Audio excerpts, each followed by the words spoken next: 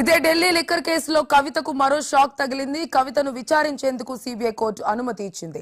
విచారణకు ఒక రోజు ముందు జైలు అధికారులకు సమాచారం ఇవ్వాలని, మహిళా కానిస్టేబుల్ సమక్షంలో విచారించాలని కోర్టు స్పష్టం చేసింది. వచ్చే వారం తీహార్ జైలులో కవిత స్టేట్మెంట్ ను రికార్డ్ చేయనున్నారు.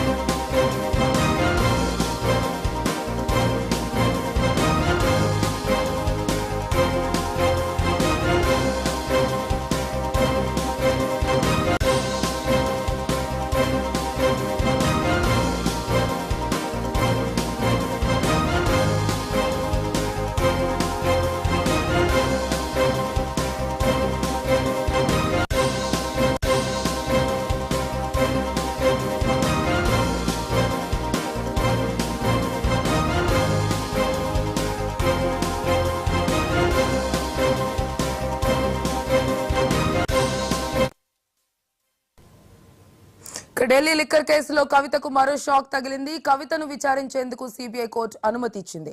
విచారణకు ఒక రోజు ముందు జైలు అధికారులకు సమాచారం ఇవ్వాలని, మహిళా కానిస్టేబుల్ సమక్షంలో విచారించాలని కోర్టు స్పష్టం చేసింది. వచ్చే వారం తీహార్ జైలులో కవిత స్టేట్మెంట్ ను రికార్డ్ చేయనున్నారు.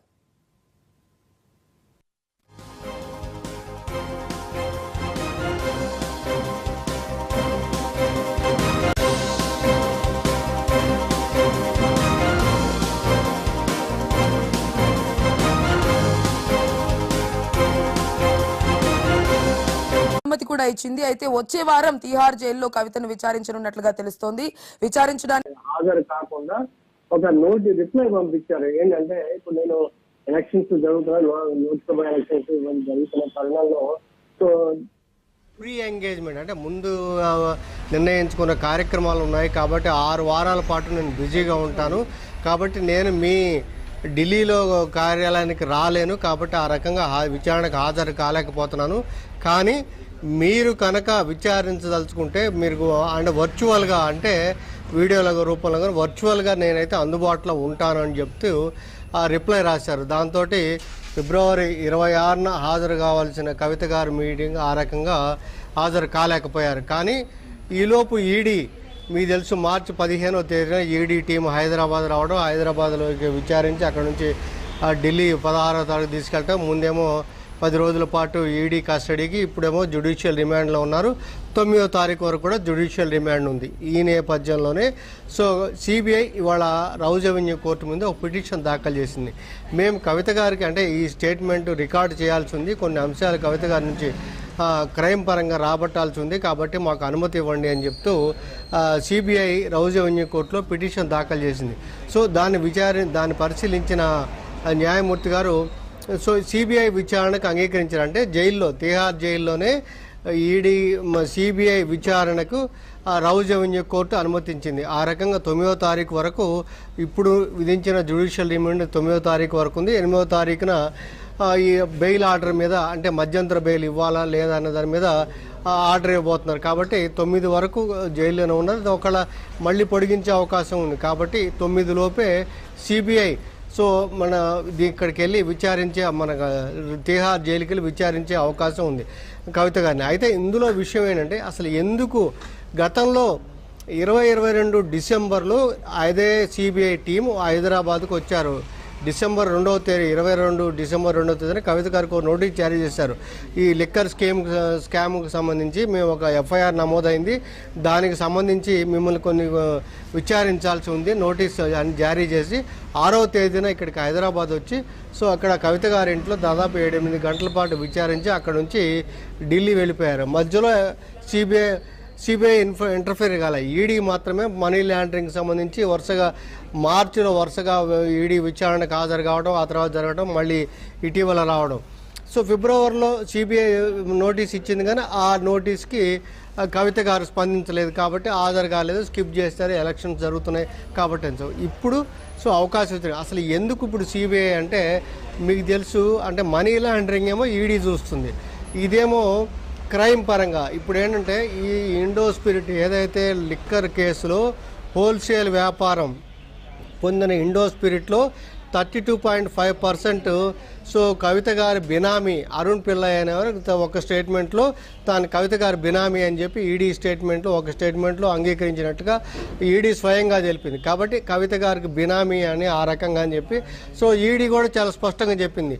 ఈ ఏదైతే మనకి మన 100 కోట్ల రూపాయలు సౌత్ గ్రూప్ నుంచి ముడుపులు మనకి ఆ పార్టీకి వెళ్ళడంలో కవిత గారు కీలక పాత్రే కాకుండా బెనిఫిషరీ కూడా లబ్ధిదారు కూడా సౌత్ గ్రూప్ ముడుపులు ఇచ్చారు. కాబట్టి అదే సమయంలో 6% కమిషన్ ఉంటే హోల్సేల్ వ్యాపారం 12% కమిషన్ దాన్ని నిర్ణయించడం వల్ల ఆ రకంగా బెనిఫిట్ పొందిన వాళ్ళలో ఎక్కువగా బెనిఫిట్ పొందిన వాళ్ళలో కవిత గారు ఉన్నారని చెప్పి ఈడీ కూడా చెప్పింది. కాబట్టి అందుకు సంబంధించి అంటే ఈ పాత్రను కన్ఫర్మ్ చేసుకోడు అరుణ్ పిల్లయ్ బినామీయా కాదా దానికి సంబంధించి కొన్ని స్టేట్మెంట్స్ రికార్డ్ చేసుకొని ఆ రకంగానే ముందుకు వెళ్ళడానికి. ఇంకోవైపు మీకు తెలుసు నిన్న ఈడీ కూడా చాలా మధ్యంతర బెయిల్ని కవిత గారి మధ్యంతర బెయిల్ని వ్యతిరేకించింది. ఎందుకు వ్యతిరేకించిందంటే బ్రేక్ త్రూ దశలో ఉంది కేసు అనేది, ఇప్పుడు బ్రేక్ త్రూ దశలో ఉంది, ఈ దశలో కవిత గారికి బెయిల్ ఇవ్వద్దంటూ అక్కడ ఈడీ చేశారు. ఇవాళ ఇప్పుడు ఇది తేల్చుకోవడానికి ఈ క్రైమ్లో ఈ భాగస్వామ్యం దీని విషయం తేల్చుకోవడం కోసం ఇప్పుడు కాబట్టి కవిత గారిని మాకు ఇవ్వమని అడగటం సో క్వశ్చన్ చేయడానికి అవకాశం ఇవ్వమన్నాడు. ఆ రకంగా రౌజ్ రెవెన్యూ కోర్టు అనుమతి ఇవ్వడంతో సో సిబిఐ తిహార్ జైలుకి తిహార్ జైల్లోనే విచారించే అవకాశం ఉంది త్రిపుర. అయితే సురేష్ మీరు అన్నట్లు ఈడీ మధ్యంతర బెయిల్ ని తిరస్కరించింది. ఎందుకంటే సాక్ష్యాలు తారుమారు చేస్తారు అన్న ఇదితో మీరు అన్నట్టు బ్రేక్ త్రూ వస్తుంది, సాక్ష్యాలు తారుమారు చేస్తారు బెయిల్ కనుక మంజూరు చేసినట్లయితే అంటూ ఈడీ కూడా వ్యతిరేకించడం జరిగింది. అయితే ఈ 9 వరకు జ్యుడిషియల్ రిమాండ్ కొనసాగుతోంది కవితకి. ఈ తర్వాత వీళ్ళు సిబిఐ వాళ్ళకు కూడా విచారించడానికి అనుమతించడం జరిగింది కోర్టు. అయితే ఈ 9 తర్వాత ఈ జ్యుడిషియల్ రిమాండ్ తర్వాత ఏం జరుగుతుంది అనుకోవచ్చు? 9th తర్వాత ఎటువంటి తీర్పు కోర్టు ఇస్తుంది అనుకోవచ్చు? త్రిపుర 2 రకాలు. ఇప్పుడు మనీష్ సిసోడియా గారికి సంబంధించి ఫస్ట్ సిబిఐ అరెస్ట్ చేసింది. సో సిబిఐ దగ్గర ఆయన బెయిల్ అది తీసుకున్న సమయంలో ఈడీ ఎంటర్ అయ్యి ఈడీ కూడా మా కస్టడీ కావాలని కోరింది. ఆ రకంగా కోర్టు ఇచ్చారు. కాబట్టి ఫిబ్రవరి అంటే 23 ఫిబ్రవరి 24, 23 ఆ తేదీల నుంచి ఇప్పుడు వరకు కూడా ఆయన తిహార్ జైల్లోనే ఉన్నారు. ఒకవైపు ఈడీ కేసు, ఇంకోవైపు మనకి సిబిఐకి 2 రకాల కేసులకు సంబంధించి ఆ 2 ఏజెన్సీలకు సంబంధించి ఈ కేసుకు సంబంధించిన విషయంలో ఢిల్లీ లిక్కర్ కేసులకు సంబంధించి ఒకటి ఉన్నారు. ఇప్పుడు కవిత గారి విషయంలో ఫస్ట్ సిబిఐ నోటీస్ జారీ చేసింది. కవిత గారి తర్వాత ఈడీ ఎంటర్ అయింది 2023 జనవరిలో. అప్పుడు మార్చిలో ఇప్పుడు మీరు అటెండ్ కాండి 10వ తారీఖు అటెండ్ కాండి అని చెప్తే అక్కడ నుంచి కవిత గారికి ఈడీ ఎంటర్ అయింది. కానీ అంటే ముందు సిబిఐ ఎంటర్ అయినప్పుడు కూడా మధ్యలో సిబిఐ ఖాళీ అటు ఈడీ కానీ ఇటు సిబిఐ కానీ వదిలేశారు. మళ్ళీ మొన్న తాజాగా ఫిబ్రవరిలో మన సిబిఐ నోటీస్ జారీ చేసింది కవిత గారికి, అంటే మీరు విచారణకు రండి అని. సో అక్కడ ఆవిడ స్పందించకపోయి అక్కడ తర్వాత మీకు ఎలక్షన్స్ ఉన్నాయి, పైగా ఇది సబ్జుడిషి సుప్రీంకోర్టులో మేము ఒక కేసు వేసాము, సో అది సబ్జుడిషి అని చెప్పడంతో ఆ సిబిఐ అక్కడ మౌనం వహించింది. యాక్చువల్గా 26న అటెండ్ కాకపోయినప్పటికి కూడా ఫిబ్రవరి 20న అటెండ్గా మౌనం వహించింది. కానీ మేము ఏదైతే ఈడీ సుప్రీంకోర్టులో వాదిస్తుంది, ఈడీ కౌంటర్ అన్నమాట, ప్రతివాది సుప్రీంకోర్టులో అలాంటి హామీ ఏమీ ఇవ్వలేదు, ఇదంతా సబ్జుడిస్ కాదు అని చెప్పి ఈడీ ఇక్కడికి వచ్చి అరెస్ట్ చేసి ఇప్పుడు తీసుకెళ్ళి అక్కడ చేశారు. కాబట్టి ఇప్పుడు ఈడీ ఎంటర్ అయిన టైంలో ఇప్పుడు సిబిఐ మళ్ళీ ఎంటర్ అయింది. సో ఇప్పుడైతే ఓన్లీ విచారణకు అడిగారు, మళ్ళీ సిబిఐ కస్టడీకి అడగలేదు. సిబిఐకి మళ్ళీ మాకు కస్టడీ కావాలంటే జైల్లోనే విచారిస్తామని చెప్పారు. కస్టడీ కావాలని అడిగితే అది మళ్ళీ సపరేట్ పిటిషన్ దాఖలు చేయాల్సి ఉంటుంది. సో 8వ తేదీన మధ్యంతర బెయిల్ మీద ఆర్డర్ ఆధారంగా సో 9వ తేదీ మళ్ళీ ఎక్స్టెండ్ చేస్తారా, ఎన్ని రోజులు ఎక్స్టెండ్ చేస్తారు? ఎందుకంటే రెగ్యులర్ బెయిల్ విచారణ అనేది మనకి మీకు 20వ తారీఖు ఉంది. మీకు ఇప్పుడు వరకు చూస్తే శరత్చంద్రారెడ్డి గారు దాదాపు 5 నెలల పాటు జైల్లోనే ఉన్నారు. మాగుంట రాఘవ్ గారు అప్రూవర్గా మారిన వాళ్ళు కూడా 5 నెలల వరకు కూడా జైల్లో ఉన్నారు. సో అదే పరిస్థితి కనుక కవిత గారు కూడా, అంటే ఇక్కడ మహిళ కాబట్టి ఆ రకంగా చూడాలని నేను అభిషేక్ మను సింగ్ గారు కోరారు.